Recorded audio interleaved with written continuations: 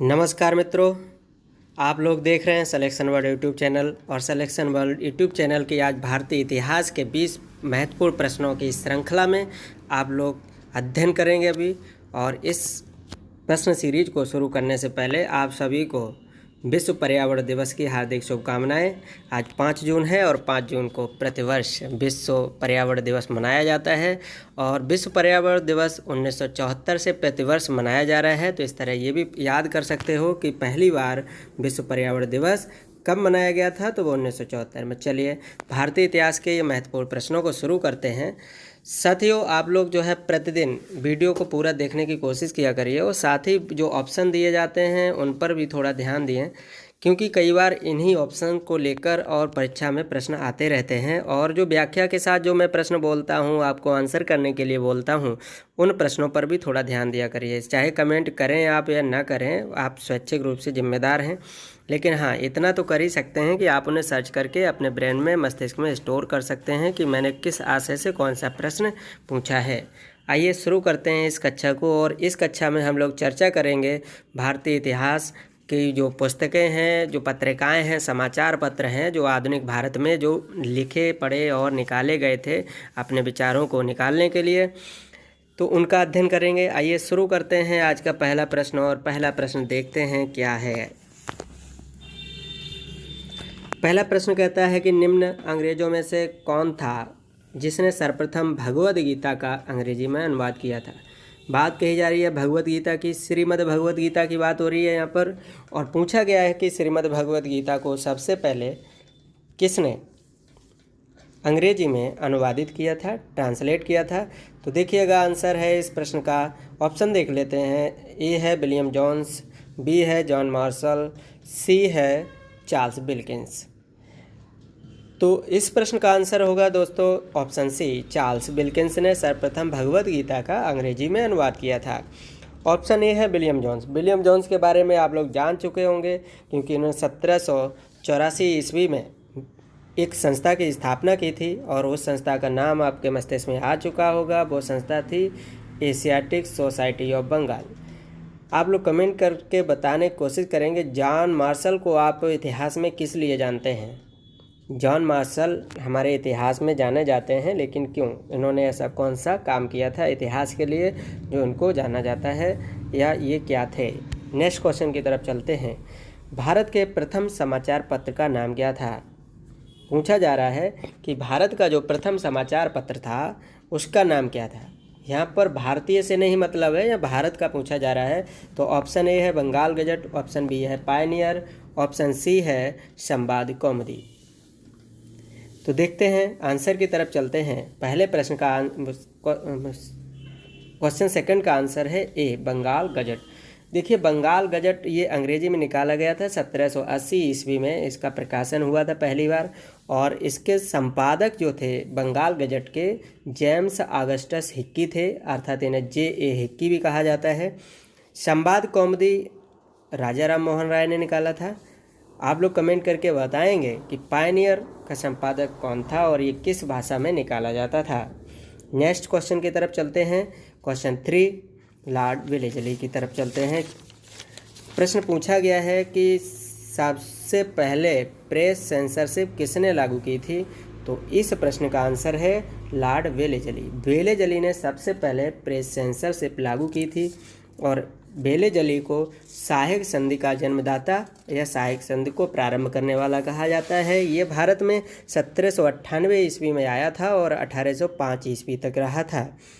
1800 ईस्वी में Lord Wellesley के समय पर ही मद्रास में फोर्ट विलियम कॉलेज की स्थापना की गई थी। और ये फोर्ट विलियम कॉलेज उस समय जो सिविल सेवक होते हैं, आप लोग समझ सकते हैं IAS PCS, इन लोगों के लिए, सिविल सेवकों के लिए प्रशिक्षण हेतु खोला गया था। नेक्स्ट ऑप्शन में जैसे आप लोग देख रहे हैं हेस्टिंग्स को, हेस्टिंग्स 1772 में आया था और ये 85 तक इंडिया में रहा था। 1772 में आया और 1785 तक इंडिया में रहा था। इसके समय 2 महत्वपूर्ण युद्ध हुए थे। एक तो हुआ था प्रथम आंग्ल मराठा युद्ध, और दूसरा जो हुआ है वो है द्वितीय आंग्ल मैसूर युद्ध। ठीक है, तो आप लोग यहाँ पर अच्छे से देखते हैं। उसके बाद है डलहौजी। डलहौजी को आप लोग बहुत अच्छे से जानते होंगे। चलिए मैं थोड़ा बता देता हूँ। इसका आगमन हुआ था 1848 में और ये इंडिया में 1856 तक रहा था। साथियों ध्यान देंगे ये 1856 तक रहा था। उसके बाद 1857 में हमारी क्रांति हो गई थी, तो उस समय हमारा गवर्नर जनरल 1856 में आया था, वो था लॉर्ड कैनिंग। चलो इसके बारे में थोड़ा जान लेते हैं। डलहौजी ने क्या किया। इसे हड़प नीति का जन्मदाता कहा जाता है। मतलब ये हड़प लेता था राज्यों को। इसने 4 राज्य हड़पे थे प्रारंभ में। वो थे कौन कौन से? सतारा, जयपुर, झांसी और नागपुर। इस आपको याद रखना है कि हड़प नीति के अंतर्गत डलहौजी ने सबसे पहले कौन सा राज्य हड़पा था? तो वो है सतारा। सतारा को सबसे पहले, फिर जयपुर, झांसी और नागपुर को हड़प लिया था। डलहौजी को एक बात और याद रखेंगे कि डलहौजी ने विधवा विवाह पुनर्विवाह लागू किया था। जो हिंदू विधवा है उनके पुनर्विवाह कानून 1856 में ही पारित कर दिया था जैसे ही आया। उससे पहले हिंदू महिलाओं को जो विधवा हो जाती थी उन्हें पुनर्विवाह करने का अधिकार नहीं था, उनका पुनर्विवाह नहीं होता था। अब प्रश्न किस तरह से पूछा जा सकता है? यहाँ से प्रश्न भी घूम सकता है। प्रश्न पूछा जाएगा कि हिंदू विधवाओं को पुनर्विवाह की मंजूरी कब मिली थी, या कब से हिंदू विधवा पुनर्विवाह जो है शुरू हुआ है। तो आपका प्रश्न डलहौजी से अगर नहीं पूछा जाएगा तो सामान्यतः इस तरह से घूम सकता है। तो आप इसको जो है सेलेक्ट कर सकते हैं किस तरह से, 1856 में। ठीक है, डलहौजी के समय पर ही, डलहौजी के प्रयासों से ही भारत में डाक टिकट है उसका प्रचलन शुरू हुआ था। और इसी के समय तुम्हें एक बात और पता होगी, क्या हुआ था? 1853 ईस्वी में एक घटना हुई थी कि बम्बई से थाने के बीच पहली बार इंडिया में ट्रेन चलाई गई थी, है ना। एक घटना और है डलहौजी के समय की, बहुत महत्वपूर्ण है। इसने अपनी जो राजधानी थी, ग्रीष्मकालीन राजधानी शिमला बनाई थी, क्योंकि ये यूरोपियन कंट्री से बिलोंग करते थे। इनको बहुत गर्मी लगती थी, तो इन्होंने गर्मी में ये शिमला में पड़े रहते थे, वहीं अपनी राजधानी डेवलप कर ली थी, तो वहाँ से नहीं निकलते थे। चलिए आइए क्वेश्चन 4 की तरफ चलते हैं। नेक्स्ट क्वेश्चन को पढ़ते हैं कि किसने 1978 ईस्वी में, सॉरी यहाँ पर गलत हो गया है, 1978 नहीं है, 1878 है। ठीक है, 1878 ईस्वी में वर्नाकुलर प्रेस एक्ट लागू किया था। ठीक है, लिखने की मिस्टेक हो गई है, 1878 है वर्नाकुलर प्रेस एक्ट। तो देख लेते हैं कि किसने इसे लागू किया था। प्रश्न में ऑप्शन है Lord Curzon, Lord Ripon, Lord Lytton और लॉर्ड वेलेजली। आइए देखते हैं इस प्रश्न का आंसर होगा। पूछा जा रहा है लागू किसने किया था, तो आंसर है सी। क्वेश्चन 4 का आंसर है सी, लॉर्ड लिटन ने इसको लागू किया था। ये देसी समाचार पत्र थे जो देसी भाषाओं से संबंधित, उन पर प्रतिबंध लगाया गया था इसके माध्यम से। तो लॉर्ड लिटन ने प्रारंभ किया था। लॉर्ड लिटन को ओवन मेरेडिथ नाम से भी जाना जाता है, और इसी के समय सिविल सेवा में प्रवेश की अधिकतम आयु घटा दी गई थी, वो 21 वर्ष से घटा के 19 वर्ष कर दी गई थी। ठीक है, बाकी और ऑप्शन आपको पता ही होंगे। वेलेजली के बारे में भी बता ही दिया। लॉर्ड कर्जन को आप लोग जानते होंगे। चलिए बता देते हैं लॉर्ड कर्जन के बारे में थोड़ा सा। ये 1899 में इंडिया आया था और 1905 तक इंडिया में रहा। इसके समय जो है सिंचाई आयोग और विश्वविद्यालय आयोग, 2 आयोग गठित किए गए थे। उसके साथ ही साथ इसके समय एक महत्वपूर्ण घटना और हुई थी लॉर्ड कर्जन के समय, वो थी 1905 का बंगाल विभाजन। ठीक है, नेक्स्ट क्वेश्चन को देखते हैं। निम्नलिखित में से किसने वर्नाकुलर प्रेस एक्ट को समाप्त किया था। अब बात है यहाँ पर वर्नाकुलर प्रेस एक्ट को समाप्त करने की। अभी इससे पहला प्रश्न था कि किसने लागू किया, और अब है कि इसको समाप्त किसने किया। आइए देखते हैं कि वर्नाकुलर प्रेस एक्ट किसके द्वारा समाप्त किया गया। ऑप्शन ए है लॉर्ड डफरिन, ऑप्शन बी है हार्डिंग, ऑप्शन सी है लॉर्ड कर्जन और ऑप्शन डी है रिपन। तो इस प्रश्न का आंसर है डी। इस प्रश्न का आंसर है डी, लॉर्ड रिपन ने ये समाप्त किया था। नेक्स्ट क्वेश्चन की तरफ चलते हैं और अगला क्वेश्चन है। अगले क्वेश्चन पर चलने से पहले इनके ऑप्शन को चेक कर लेते हैं। ए ऑप्शन कहता है डफरिन के बारे में। तो डफरिन जो है इंडिया आया था। डफरिन के समय की सबसे महत्वपूर्ण घटना है कांग्रेस की स्थापना। डफरिन के समय की जो सबसे महत्वपूर्ण घटना है वो क्या है? कांग्रेस की स्थापना। कांग्रेस की स्थापना किसके समय हुई? तो वो लॉर्ड डफरिन के समय हुई। और इसी के समय हमारा जो है तीसरा आंग्ल बर्मा युद्ध हुआ था। तीसरा आंग्ल बर्मा युद्ध इसी के समय हुआ था। ठीक है, तो इस तरह से हम लोगों को ये दो बिंदु याद रखेंगे। एक तो 1885 में राष्ट्रीय कांग्रेस की स्थापना और दूसरा तृतीय आंग्ल बर्मा युद्ध, ये दोनों ही इसी के काल की घटनाएं हैं। नेक्स्ट ऑप्शन में आप पे दिख रहा है हार्डिंग। तो हार्डिंग जो है 1910 में आया और 16 तक इंडिया में रहा था। तो इसके समय की एक महत्वपूर्ण घटना तो ये है कि 1914 में प्रथम विश्व युद्ध प्रारंभ हुआ। दूसरी इसके समय की घटना है कि जो मदन मोहन मालवीय थे, उन्होंने हिंदू विश्वविद्यालय, बनारस हिंदू विश्वविद्यालय की स्थापना की थी, शिलान्यास किया था, वो भी इसी के समय किया था। और जो तीसरी घटना है वो है 1911 ईस्वी में सम्राट जॉर्ज पंचम के सम्मान में दिल्ली में दरबार का आयोजन किया गया था, दिल्ली दरबार का। तो उस समय और उसी समय कि हार्डिंग बम कांड की घटना भी हुई थी, जब ये जा रहा था तो उस समय इस पर बम फेंका गया था। चलिए नेक्स्ट क्वेश्चन की तरफ देखते हैं। क्वेश्चन नंबर 6, किस गवर्नर जनरल के समय भारतीय प्रसार अधिनियम समाप्त किया गया था? देखते हैं ऑप्शन। ऑप्शन ए है लिटन, बी है डफरिन, सी है रिपन और फिर डी है लिटन। अच्छा, ऑप्शन रिपीट हो चुके हैं, कोई दिक्कत नहीं है, ऑप्शन हमारा अलग होगा। क्वेश्चन 6 का आंसर है सी, रिपन। रिपन के समय भारतीय प्रसार अधिनियम को समाप्त कर दिया गया था। नेक्स्ट क्वेश्चन है 1880 के दशक में इंडियन मिरर अखबार का प्रकाशन कहाँ से होता था? जो इंडियन मिरर अखबार है उसका प्रकाशन कहाँ से होता था, ये प्रश्न पूछ रहा है। तो आइए देखते हैं। Option A Bombay, option B Calcutta, C Madras और डी पांडिचेरी। आंसर देख लेते हैं। प्रश्न 7 का आंसर है बी, कलकत्ता से इसका प्रकाशन होता था। बंधुओं, इतने सारे प्रश्नों की व्याख्या मैंने की है, अब आपकी जिम्मेदारी बनती है। और प्रश्न 7 में आप बताएंगे इंडियन मिरर जो है वो इंडियन मिरर का संपादक कौन था? चलिए प्रश्न को थोड़ा आसान कर दिया। इंडियन मिरर का संपादक कौन था? ठीक है।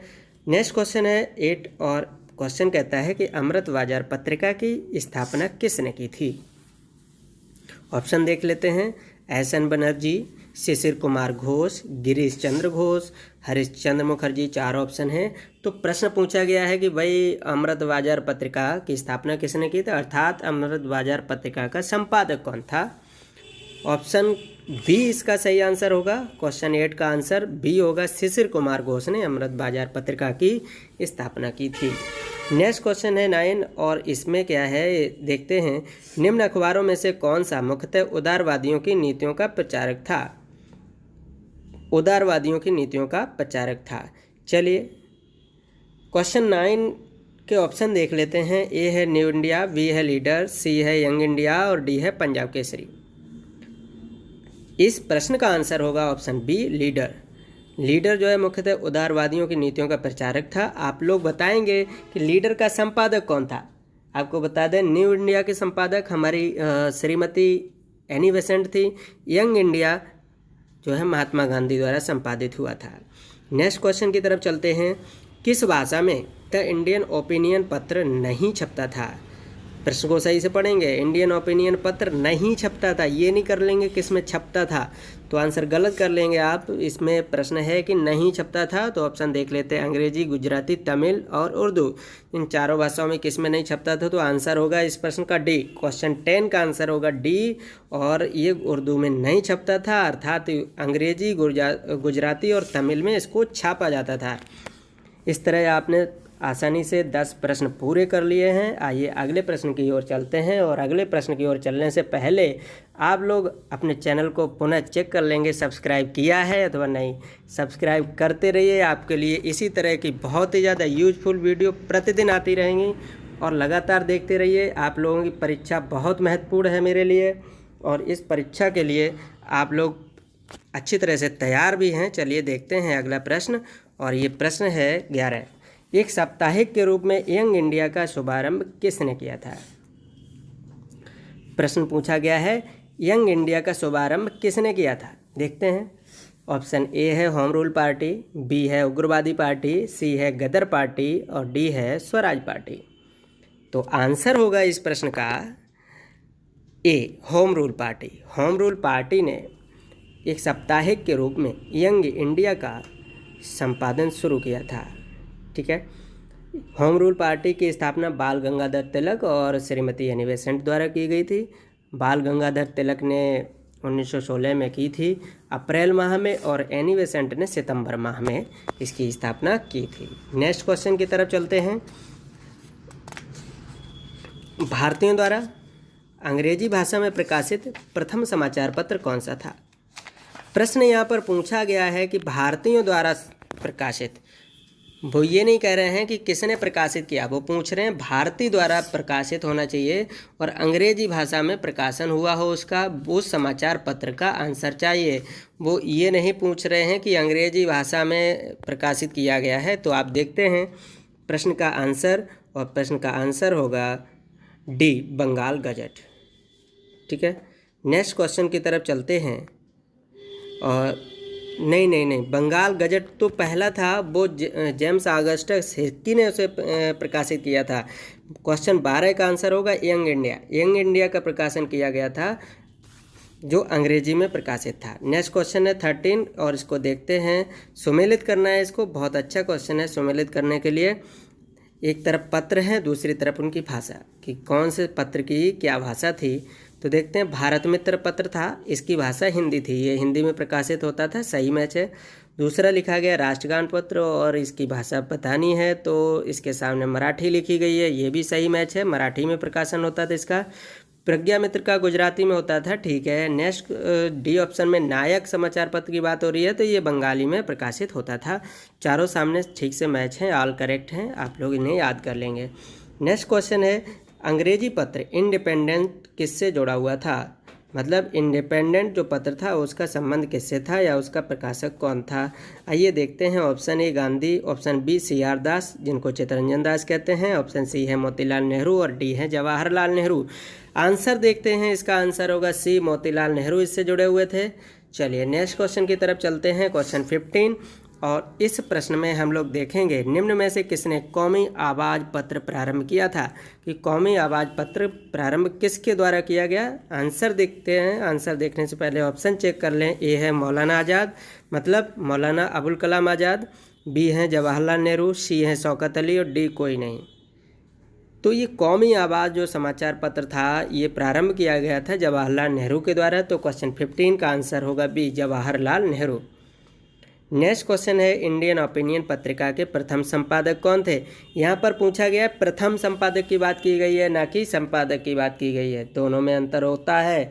इंडियन ओपिनियन पत्रिका के प्रथम संपादक पूछे गए हैं, तो आइए ऑप्शन देख लेते हैं, गांधी, महादेव देसाई और मनसुख लाल, और कोई भी नहीं। तो आइए आंसर चेक करते हैं। आंसर होगा इसका मनसुख लाल नजर। मनसुख लाल जो है इनको नज़र भी कहा जाता है, इनका उपनाम नज़र था, तो आप लोग याद कर लेंगे, ऑप्शन सी मनसुख लाल नज़र।